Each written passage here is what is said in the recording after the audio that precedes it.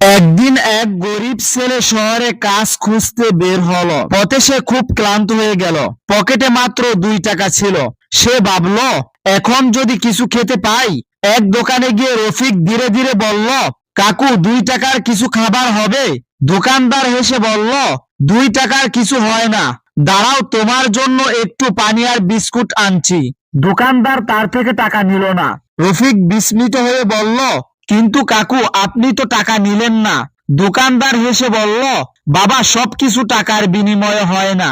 এক মুঠো ভালোবাসা অনেক দূর পর্যন্ত যায়।